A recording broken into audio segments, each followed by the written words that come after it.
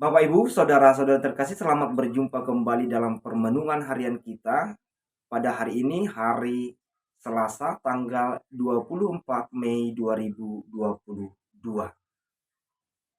Saudara-saudari terkasih, jangan pernah takut, jangan pernah berhenti untuk menyuarakan dan menegakkan kebenaran. Sebab kita percaya segala usaha untuk menyuarakan kebenaran dan menegakkan kebenaran yang sungguh-sungguh itu adalah karya Roh Kudus. Oleh karena itu, Roh Kudus itu sendiri akan membantu kita, akan menuntun kita. Dalam Injil hari ini, Yesus masih tetap berbicara tentang kedatangan penghibur yang akan diutusnya. Penghibur itu adalah Roh Kudus, Roh kebenaran. Penghibur itu akan menginsyafkan dunia akan dosa, kebenaran, dan penghakiman. Roh Kudus atau penghibur akan membantu setiap orang yang percaya untuk mau dan terbuka melihat kesalahan, kejahatan, dan dosa dalam hidupnya. Kemudian Roh Kudus juga akan menuntun setiap orang yang percaya sampai pada kebenaran-kebenaran hidup yang sesungguhnya.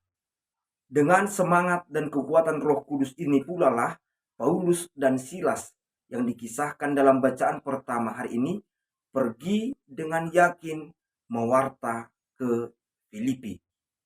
Mereka tidak memiliki ketakutan sedikit pun untuk mewartakan Yesus Kristus yang bangkit dan menyelamatkan manusia. Mereka hadir di Filipi, namun para pemimpin dan penatua di sana menolak mereka, mencemooh mereka, dan kemudian mencerca mereka serta mencampakkan mereka ke dalam penjara. Namun Bapak Ibu, saudara-saudari terkasih, sesuatu yang sangat menarik dan luar biasa terjadi ketika mereka dipenjarakan. Ketika Paulus dan Silas dibelenggu di penjara dengan pintu penjara yang tertutup, pada malam hari mereka berdoa dan melantunkan pujian-pujian kepada Tuhan.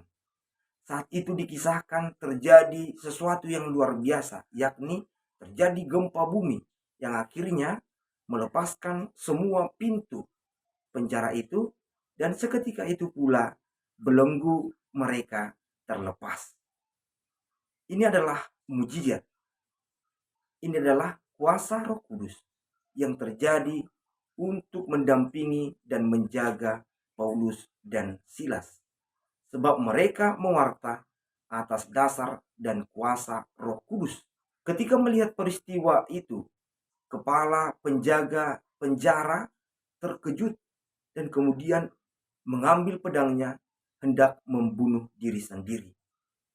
Namun yang sangat menarik yakni Paulus berseru dari dalam penjara dengan mengatakan, "Janganlah celakai dirimu, sebab kami semua masih di sini."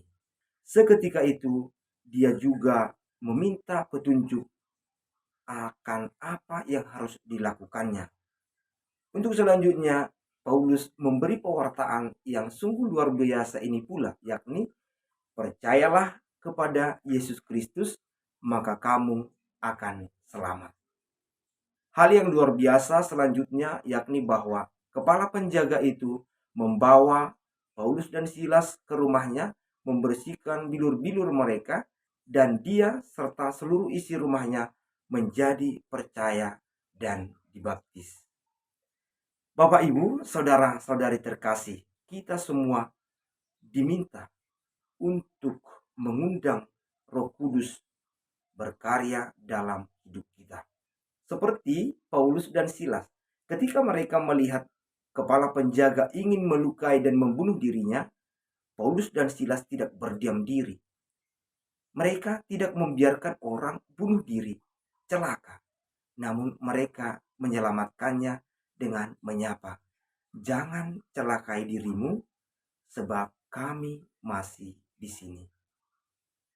Mari hadir juga sebagai orang-orang yang membawa keselamatan bagi semua orang, bukan menjadi pembawa celaka bagi sesama.